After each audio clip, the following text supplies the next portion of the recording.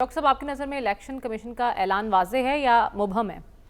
देखिए, एक लिहाज से अच्छा है कि उन्होंने इलेक्शन की बात की, लेकिन इसके साथ साथ उन्होंने अपने ऑप्शन खुले रखे हैं, इसीलिए प्रिसाइज डेट नहीं दी गई, ताकि जब हालात जनवरी तक पहुंचेंगे तो एक आध हफ्ता आगे भी हो सकता है, एक आध हफ्ता पीछे भी हो सकता है। तो अपनी फ्लेक्सिबिलिटी जो है उन्होंने अपनी रखी है।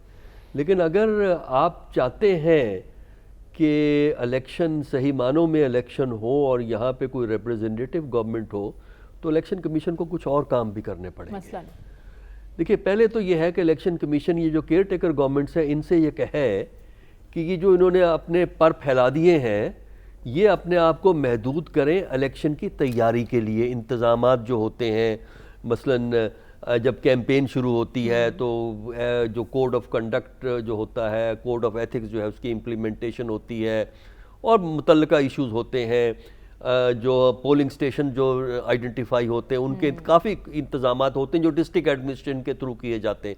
तो इन हुकूमतों से कहा जाए कि आपने आज़ादी बड़ी इस्तेमाल कर ली है, अब ज़रा इलेक्शन की तैयारी करें और बाकी काम छोड़ दें। अच्छा। पहली तो बात यह, क्योंकि हर किस्म का काम हमारी केयर टेकर गवर्नमेंट्स कर रही हैं जो कि उनकी डोमेन से बाहर है। पहला तो ये है। दूसरा ये है कि ये जो अब नैब को एक्टिव किया गया है, एक नया हथियार निकाला गया है सियासतदानों के खिलाफ। मेरे नज़दीक नैब की तमाम कार्रवाई सस्पेंड कर देनी चाहिए। अच्छा। टोटल सस्पेंशन, कि नैब कोई काम नहीं करेगा उस वक्त तक जब तक इलेक्शन तकमील नहीं पाते और नई हुकूमतें नहीं बनती। सुप्रीम कोर्ट का हुक्म है डॉक्टर साहब। सुनिए बात, वो हुक्म बदलते भी हैं, पाकिस्तान में हुक्म बदल जाया करते हैं। नैब जो है वो कोई कार्रवाई सियासतदानों के खिलाफ नहीं करेगा जब तक इंतखाबात नहीं होते और नई हुकूमतें नहीं आती। अच्छा। उसके बाद ठीक है, अगर कार्रवाई करनी है तो कर ले। इसी तरह दूसरा एक्शन जो बहुत जरूरी है कि जो पकड़ धकड़ 9 मई के हवाले से की गई है, ये भी सारा प्रोसेस सस्पेंड हो जाना चाहिए, और जो लोग जेल में हैं उन सबको रिलीज करें आप।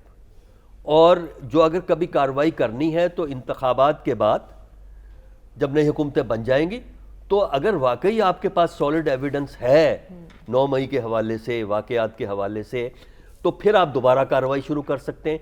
लेकिन अगर आप 9 मई के अंदर अटके रहे तो इंतखाब भी वहीं अटक जाएगा। अच्छा। लिहाजा केयर इस वक्त ज़रूरी है कि अगर फेयर एंड फ्री इलेक्शन कराने हैं, और जो कि इस दफ़ा बहुत ज़रूरी है। वजह यह है कि इंटरनेशनल फोकस जो है वो पाकिस्तान के इन इलेक्शंस पे है, और इंटरनेशनल लेवल पे जहाँ तक मेरा अंदाज़ा है वहाँ ये तसव्वुर बड़ा स्ट्रॉन्ग मौजूद है कि जो आइंदा इलेक्शन होगा, एक पार्टी को उन्होंने बंद करके रखना है। अच्छा। एक पार्टी के मुतालिक फैसला हो चुका है कि उसको मौका नहीं मिलेगा।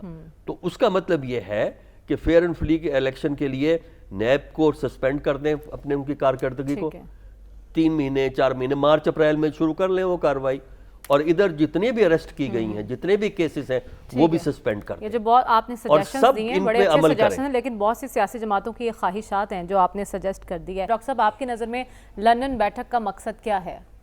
देखिए, इस वक्त जो PMLN है उसमें कुछ लोग एक अपॉर्चुनिटी देख रहे हैं आइंदा इलेक्शन के अंदर, क्योंकि उनका ख्याल यही है कि एक पार्टी तो सही मानों में होगी नहीं, लिहाजा उनका मुकाबला सिर्फ पीपल पार्टी के साथ है। लिहाजा एक ऐसी अपॉर्चुनिटी है कि अगर एक अच्छे माहौल में अदारों के साथ अच्छे ताल्लुकात के साथ काम आगे चलाया जाए तो आइंदा की हुकूमत उनकी बन सकती है। इसलिए अब फैसला ये करना है कि आपका लाइन ऑफ एक्शन क्या होगा। लाइन ऑफ एक्शन वो है जो नवाज शरीफ साहब वक्तन फवक्तन करते हैं, जिस तरह सितंबर 20 में उन्होंने जो पहला दफ़ा जब एड्रेस किया था PDM के जलसे को, उसमें भी बहुत लानत मलामत की गई थी, लानत मलामत की गई थी। तो क्या वही थीम चलेगी? और उसको अगर आप लेके चलेंगे पाकिस्तान के अंदर, तो क्या आपकी पार्टी इंतखाबी प्रोसेस को चला सकेगी? दूसरी तरफ ये है कि एक मॉडरेट सा प्रोग्राम बनाया जाए, क्योंकि एक तरफ अवाम में नाराज़गी है, जिस तरह PTI हुकूमत के बारे में भी नाराज़गी है, इसी तरह PDM की हुकूमत के बारे में भी नाराज़गी है। तो उस नाराज़गी की मौजूदगी के अंदर अगर आप लड़ाइयाँ बढ़ाएंगे तो क्या वो मौक़िफ़ इस वक्त चलेगा, या ये है कि कंसिलिएटरी मौक़िफ़ जो है वो चलेगा? तो इस पे मेरा ख्याल है वहाँ बहस है और इस पे वो मॉडरेशन की तरफ ले जाना चाहेंगे।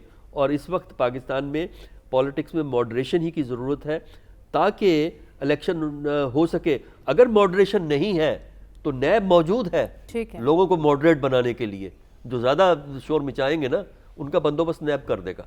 तो लिहाजा जो मैंने आपको पहले जो तजवीज़ें दो दी हैं उनकी तरफ जाएं, उससे PDM, PPP, PMLN और PTI सबका मुस्तकबिल बेहतर हो सकता है, वरना तो ये एक इम्बैलेंस्ड इलेक्शन होगा। डॉक्टर साहब, नवाज शरीफ साहब हतनी तौर पर कह दिया गया है कि अब 21 अक्टूबर को वापस आ रहे हैं, आपके नज़र में वापस आएंगे और वो जो जारहाना बयानियां हैं उस पर कायम रहेंगे या यू टर्न हो सकता है उससे? देखिए ठीक है, अगर आना चाहते हैं तो बड़े शौक से आए, लेकिन जाहिर है कुछ कानूनी तकाजे भी उन्हें पूरे करने पड़ेंगे आने से पहले, और बेहतर यही है कि वो कानूनी तकाज़ों को पूरा कर लें तो ज़्यादा आराम से वो यहाँ आ सकेंगे।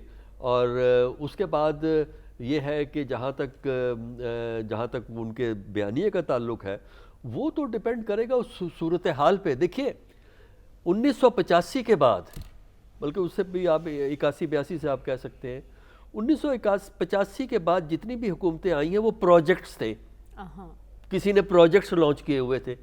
नवाज शरीफ सबसे बड़ा प्रोजेक्ट था जो लॉन्च हुआ, फिर उसके बाद बेनज़ीर भी एक प्रोजेक्ट के ज़रिए लॉन्च हुई थी, उनको कुछ 88 में उनको कुछ कमिटमेंट्स देनी पड़ी थी वज़ीर आज़म बनने के लिए।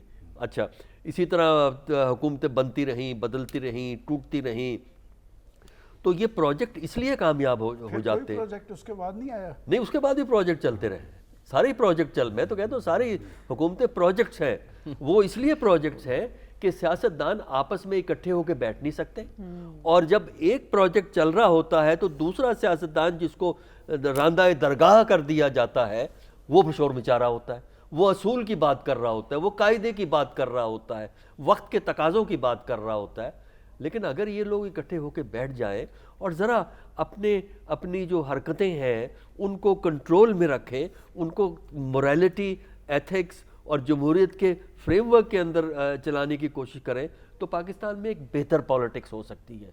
लेकिन अगर यही रुझानात रहेंगे जो इस वक्त है तो पाकिस्तान की पॉलिटिक्स के बेहतर होने के इम्कानात नहीं है। जिसका नुकसान किसको है? नुकसान ना लीडरों को नहीं होता, नुकसान आम आदमी को होता है, अवाम को होता है, जिसने अपनी ज़िंदगी गुजारने के लिए बाजार जाके चीज़ें खरीदनी होती हैं, नौकरी के लिए वो दर बदर घूमना होता है, उसकी ज़िंदगी ख़राब होती है।